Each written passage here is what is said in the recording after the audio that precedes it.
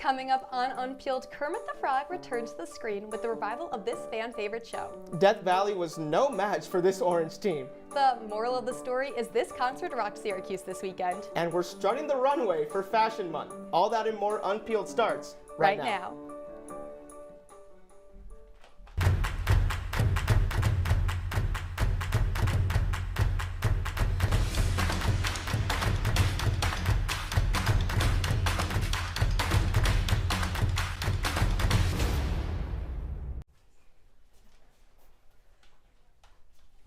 Welcome to a brand new episode of Unpeeled. For the first time, I'm Victoria Daly. And I'm Ricky Potts. We start with news on a politician's drama-filled new book. Former Vice President Kamala Harris has released her memoir titled 107 Days. The book details the 107 days from July 21st when Joe Biden withdrew from the 2024 presidential race to November 5th when she lost the election. Each chapter covers one day of her campaign, with chapters detailing her relationships with the Bidens, as well as how she was initially drawn to politics. Harris kicks off her book tour today in New York, which will stop in almost 20 places around the country, as well as London and Toronto. And yesterday, Apple TV announced their decision to postpone the release of the show The Savant. The thriller follows a top-secret undercover investigator that takes down online hate groups. Apple TV thinks the show may be inappropriate given the recent Charlie Kirk assassination earlier this month. Jessica Chastain, the star of this series, expressed how she disagrees with the decision. In an Instagram post, Chastain explained how much she respects the Apple team, but says, quote, "I've never shied away from difficult subjects, and while I wish this show wasn't so relevant, unfortunately it is."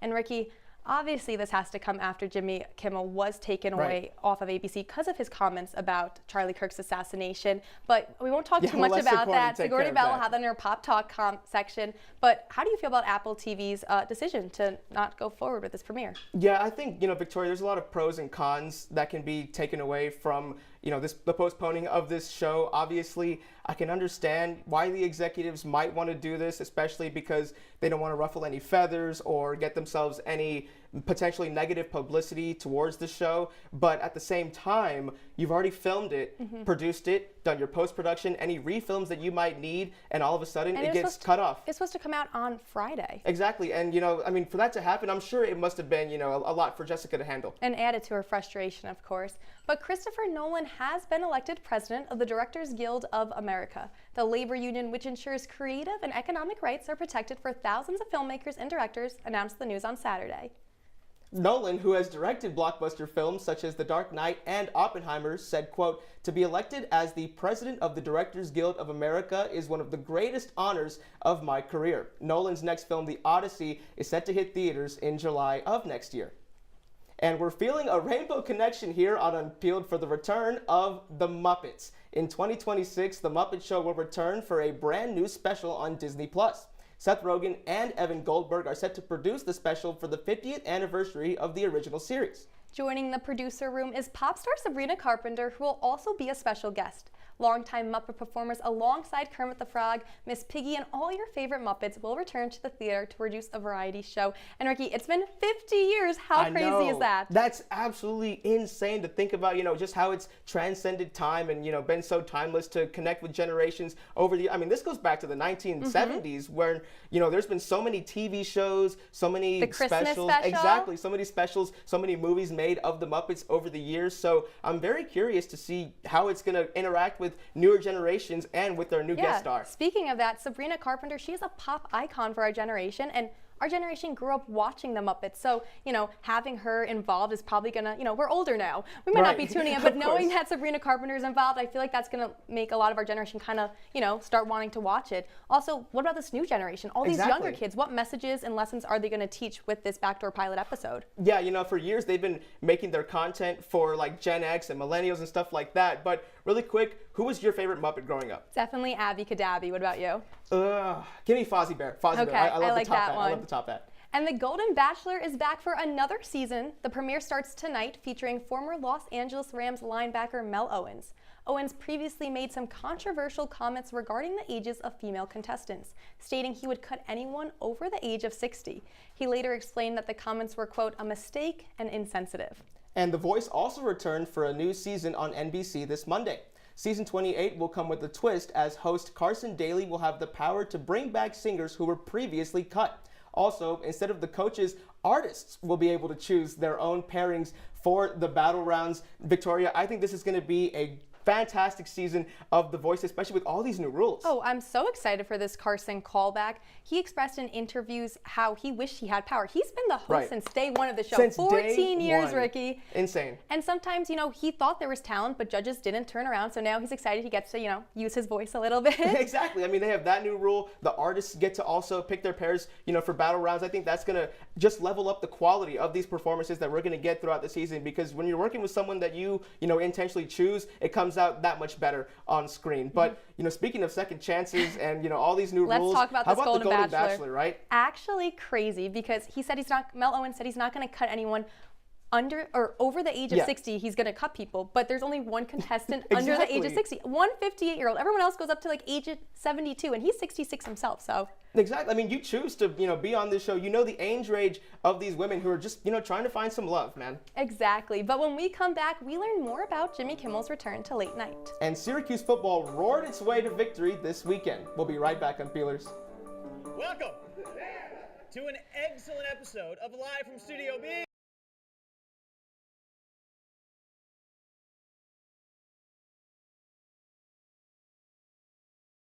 Welcome to an excellent episode of Live from Studio B.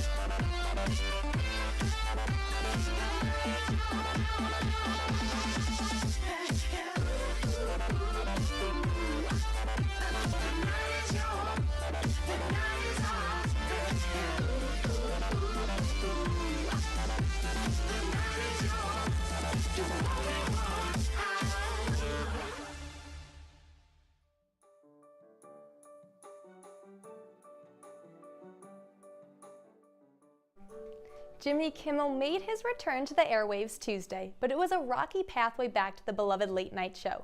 Our reporter Sigourney Bell is here to tell us everything that's happened in the week of Kimmel's suspension. Sigourney? Yeah, Victoria, Kimmel is back on air, but let's discuss how we got here. Welcome to Pop Talk. As I'm sure everyone has heard, last Wednesday, TV host Jimmy Kimmel was indefinitely removed from his hosting position due to comments related to the death of Charlie Kirk. After those remarks, Kimmel was suspended by ABC after the chair of the FCC threatened to act against ABC and its parent company, Disney, because of Kimmel's remarks. Now, surrounding this whole situation of Kirk's passing and Kimmel's removal has been a topic of freedom of speech. Along with this, the American Civil Liberties Union, or ACLU, has created a letter to the government accusing ABC and government officials of breaching freedom of speech and acting unconstitutionally. The beginning of the letter reads, "We the people must never accept government threats to our freedom of speech." The letter ends with a call to action for Americans to join the ACLU in what they claim to be a fight to defend and preserve their constitutionally protected rights. And the call was answered with over 400 artists signing the ACLU's letters. Meryl Streep, Tom Hanks, Selena Gomez, Daveed Diggs, Jamie Lee Curtis, Olivia Rodrigo, Natalie Portman are just a few of the big names that signed the letter backing Kimmel. Many took to their own social media accounts to ask ABC to reinstate Kimmel, and reinstated they have. Kimmel was back on Tuesday with guest Glenn Powell and music with Sarah McLachlan, and the show started with headlines from the past week. He received a standing ovation, and he thanked everyone who came to his aid over the situation, specifically thanking other late-night hosts who used their shows to speak in his defense. But he didn't stop there. He even thanked some right-winged activists who had also spoken out against Disney's actions, like Candace Owens, Ben Shapiro, and Ted Cruz. Kimmel clarified his intentions were never to make light of the death of Charlie Kirk, but Kimmel did advocate for himself, saying he defends his right to point fun at the current administration. As of now, Sinclair Broadcasting Group and Nexstar are continuing to not stream Jimmy Kimmel Live. This has been Pop Talk. I'm your pop culture reporter, Sigourney Bell. Sigourney, thank you so much. But on Saturday, Syracuse football did the unthinkable, beat Clemson, and on the road at that. However, after the game, more questions rose than answers. So hopefully, to get us some of those answers is our sports reporter, Nathaniel Cunningham. So happy to be here with you, dude. But unfortunately, the biggest news of the weekend, quarterback Steve Angeli, I know he went down with an Achilles injury. What's the latest update? To God's honest truth, and unfortunate news if you're a Syracuse fan, Angeli out for the year. Wow. Torn Achilles. He had surgery on Monday. But the good news for Syracuse fans is that Angeli is eligible for a medical redshirt. He's still going to have 2 years here at Syracuse, but more importantly, he's going to be kind of like a quarterback coach to back up Ricky Collins, who hasn't seen a ton of action at the collegiate level, but is going to be the starter going forward with this gauntlet of a schedule coming up. Angeli's experience could help out Collins moving forward, but the team was also hit with a fine this past Monday. You know, what's the latest with that? Well, it's interesting, Ricky, because you think you'd want to bask in the glory of what was a historic win, the first win in Death Valley, but after the game, you saw Clemson quarterback Cade Klubnik. He had some choice words to say, especially about the game. Take a listen. You know, props to them. They stopped us on some third downs and in certain times, and then, you know, they have an injury or something like that when we really got going. So, you know, that's up to them if they want to be honest about that. But, you know. And I mean, you could see there, Ricky, like you saw him kind of implement the fact that maybe Syracuse was faking injuries. The ACC decided to say, yeah, they were, and it instituted a $25,000 fine. But more importantly, a public reprimand, not to Syracuse University athletics, but to the university as a whole. The first time any school in the NCAA has had something like that come from a power conference. So this isn't a big deal, maybe as the fine. $25,000, that's a quarter of a student's tuition. But realistically, how big this fine means for the university as a whole is a massive deal. Absolutely. I mean, 25 grand, that's no joke. But this is a huge weekend, both good and bad, for Syracuse football. So what is this all looking like for the team going forward? Well, ultimately, it comes down to, can Ricky Collins fill the shoes of Steve Angeli? And Angeli was the nation's leading passer. He would fit into the offense. He was the guy to follow in Kyle McCord's footsteps. But now you've got a Ricky Collins who hasn't seen much action. He didn't look really good. And now it's just time for a little bit of struggle. So we don't know what's going to go on. A lot of uncertainty. Hopefully the team keeps up their winning ways. Thanks, Nathaniel. But when we come back, the Syracuse campus has been busy with performances this week. You don't want to miss it, Unpeelers. Good shit.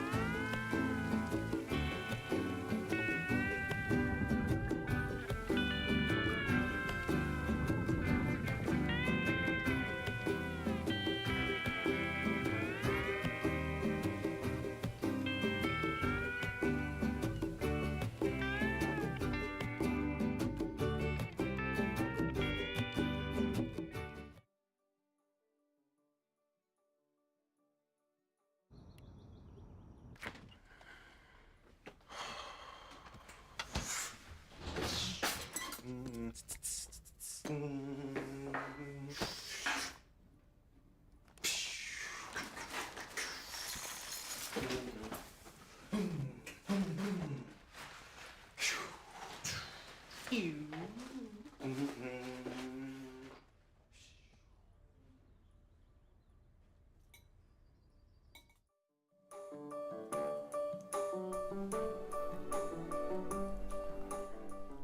staple of student experience at Syracuse took the stage over the weekend. Our music reporter Elizabeth Gottlieb has more on Juice Jam and how it looked a little different this year. Thanks, Ricky. Here's the moral of the story. Juice Jam had a great blend of musical genres with Jordan Ward and Ash as headliners. Jordan Ward kicked off the festival with his R&B sound, making sure to be interactive with the crowd. Take a look. All shakers, we should make some freaking noise! You ready? Let's go! Ash came onto the stage next, playing 13 songs. This included 2 songs from her new album that released last week. The album is called The Dream, and Ash made it with the singer Phineas and their new band, The Favors. Ash finished her set with her most popular songs, Till Forever Falls Apart and Moral of the Story. The singer was originally supposed to come to Syracuse in 2022, but had to cancel due to mental health concerns. Ash told the crowd how special this event was for her and what it meant to be able to play. While the performers were great, University Union had budget cuts this year, impacting Juice Jam's setup. UU posted a statement about the cuts 2 days before headliners were announced. UU President Kate McKenna told the Daily Orange that they were reduced by nearly half of what they're typically funded for in a year. There was a small crowd that turned out for the concert, even though it was free admission and on the quad. In the past, Juice Jam was held in the Dome or on Skytop. Even with a smaller turnout, students still enjoyed the event. Well, I had a really fun time. Everyone I met was really nice and attentive and really just like excited to be there. So I had a great time. Future UU events have yet to be announced, but it will be interesting to see how the budget cuts will make an impact. I'm your music reporter, Elizabeth Gottlieb. Back to you, Victoria. Syracuse's Black Box Players just wrapped their production of Men Are Greater Than Women. It is a brand new student-written show that addresses themes of sexual assault. Our Broadway reporter Kate Galante and Syracuse events reporter Maddie Ritter are here to tell us more. Hey girls. Hey. Maddie, for you first, what is the Black Box Players organization? Sure, so it's Syracuse's premier student-run theater company. They do events like plays, musicals, improv, cabarets, all different types of workshops like that. And this show in particular was written and directed by Syracuse senior Salma Mahmood. And the attendance for this show is actually the highest they've had in 5 years. Wow, I love that. And Kate, talk to me about this play. What themes were addressed? Yeah, Victoria. So this was a powerful coming-of-age story that explores the political negligence in terms of women's reproductive rights. The story follows a teenage girl named Mara who gets sexually assaulted directly following the overturn of Roe v. Wade. She finds out she is pregnant, and Mara and her grandmother are forced to navigate her trauma and uncertain future as a woman whose rights are in jeopardy. The story addresses systematic failures from the perspective of a young woman, so the show deals with really sensitive topics. And speaking of these topics, why do both of you think it's important to discuss them? Yeah, so I think it's more relevant than ever to address the topic of sexual assault on a college campus. We spoke to Artistic Director of Black Box Players, Weller Dorff, to speak on it further. It was that we're producing it on the college campus, yeah, where 1 in 5 women and 1 in 16 men will experience sexual assault or rape. And that this piece is something that is incredibly relevant and incredibly poignant to our demographic and to our students and to our community. Yeah, so as he said, it is an issue that is still important to our demographic and our community here at Syracuse. In terms of moments of discomfort, it's important to address them. This show sparks meaningful conversations between audience members on a social issue that is still very relevant. I'm glad that they were able to perform it and bring it to the students' attention. So thank you guys so much. But when we return, Taylor Swift is taking over our screens yet again. Don't go anywhere, Unpeelers.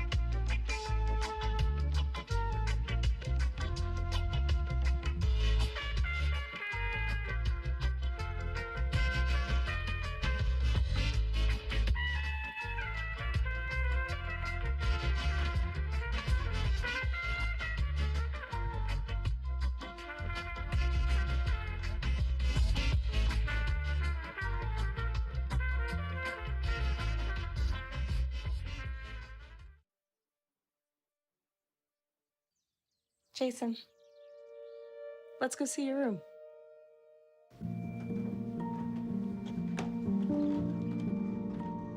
What do you think?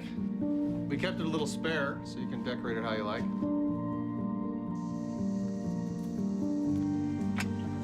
Dinner! Go. Excellent. Soccer is fun. Yeah, I saw you guys out there. We're the family. Yeah! Oh, I thought you were on my team.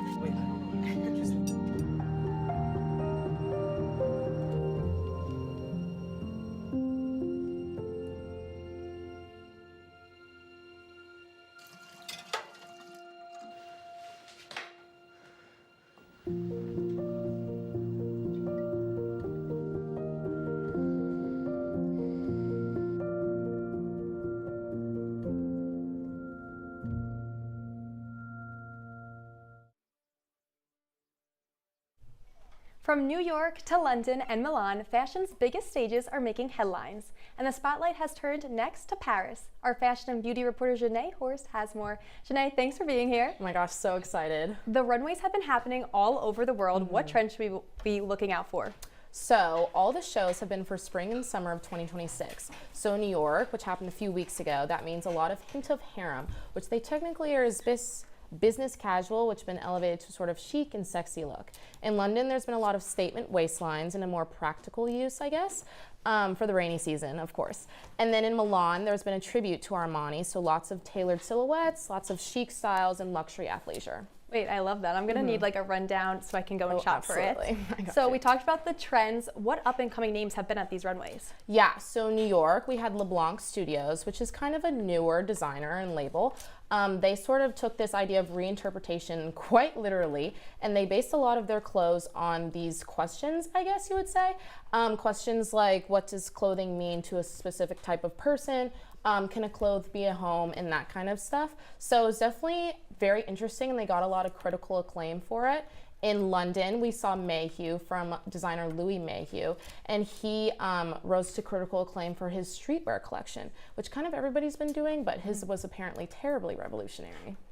Okay, and now the spotlight is on Paris. So what trends should we be watching for in Paris? Yes, so Paris is the last of the big four.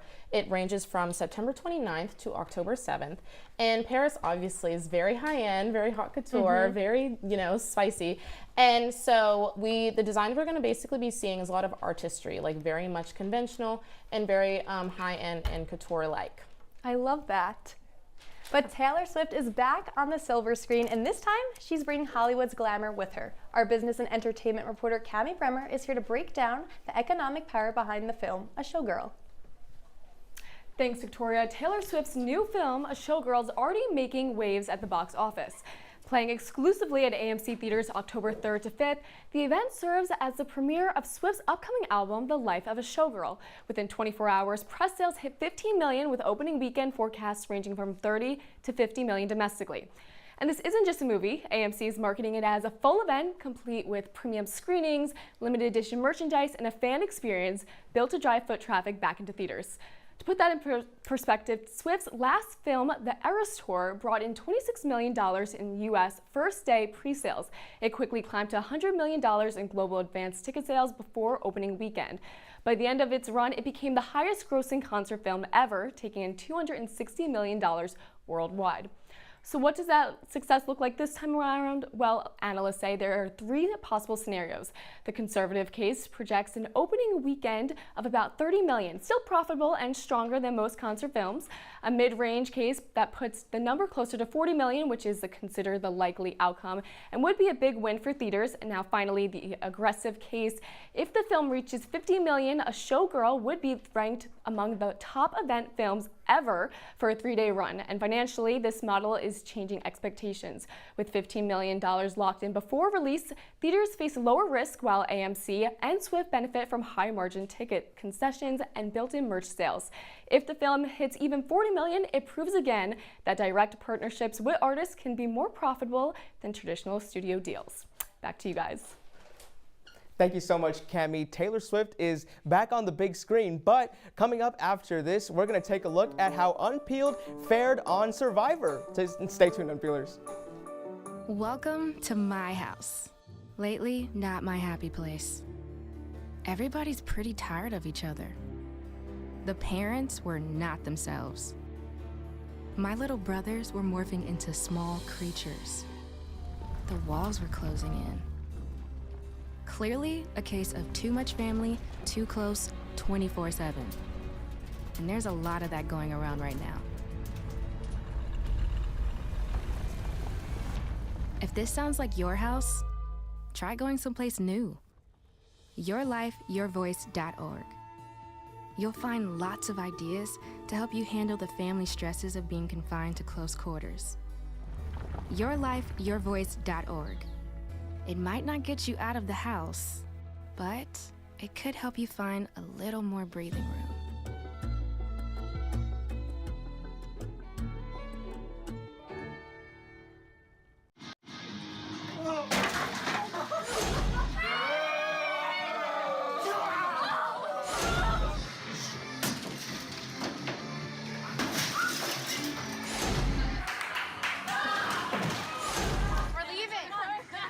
Most party fouls are pretty dumb. But if you decide to drink and drive underage, you could lose your license and your freedom. Underage drinking and driving. The ultimate party foul.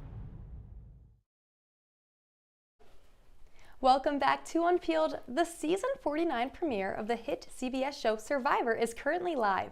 18 new contestants will look to outwit, outplay, and outlast one another in Fiji for a chance to win $1 million.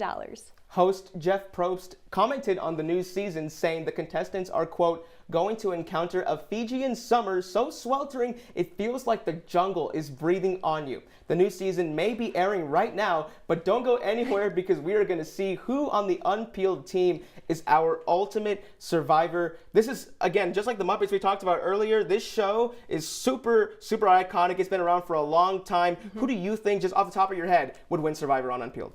I would say Sigourney. Our pop talk I picked her too. I'm not gonna lie. Culture. I picked her too. I picked her too. She's got something about her. So let's go see yeah. this reveal. Let's see if. Oh wait, we've got it right. Oh my goodness. Dubs in the chat. Sigourney would win Survivor according to Unpeeled. I mean, it's a pretty easy guess. We have good intuition. Yeah, I feel like Sigourney and Nate are probably like the top two. I voted for Drew, and he's over here in second place, Ricky. So. Oh, okay. Well, I guess one of our other hosts, Drew, is getting a lot of votes. Maybe it's his witty personality. I don't know. And then we got third place over here, Ella Thomas. This I can see it. I can one? see it. No, I can. No, Ella would win. Ella would win. Like if push came to shove, Ella would. She would win. She would definitely do better than me. I always say, like, I compared this to like who would die first in a zombie apocalypse, and I'm always the first one that gets killed off. I got you. I understand. But on top of those top three, we have a whole poll that we did earlier in the week to see who would have the best chance of winning. Wait, I got one vote. I'm so impressed. You got one vote. I got I got 3 votes. Wow. Okay. Cammy, oh, my girl. Cammy, no. The only one with 0.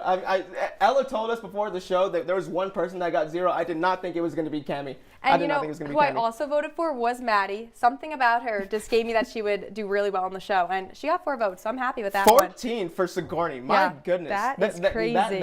That's like half the show. Yeah.